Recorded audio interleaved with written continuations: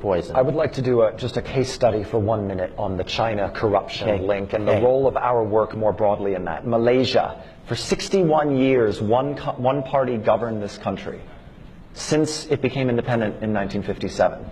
They constructed a totally gerrymandered, corrupt political system in which the ruling party accrued every advantage and doubled down on holding the tools of power, fusion of state and kind of leading economic sectors, etc. So IRI, we had worked in Malaysia with opposition political parties since 2002. And guess whose funding we did it with? The National Endowment for Democracy. Because guess who wouldn't fund democratic political party work in Malaysia? The USAID Agency for International Development and the State Department, because they, I think the reflection was, gosh, this is kind of a one-party system. This is a bad use of our funds. And two, Malaysia is kind of a valuable military partner.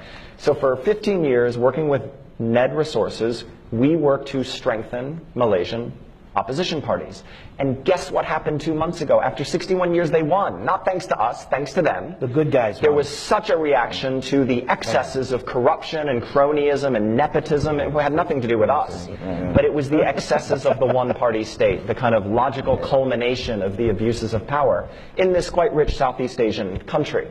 And so I visited, and I was sitting there with many of the leaders, the new leaders of this government, many of whom were just our partners we had been working with for 15 years. And one of the most senior of them, who's now one of the people running the government, said to me, gosh, IRI, you never gave up on us even when we were ready to give up on ourselves, right? We're sitting in the Prime Minister's office. Here we are.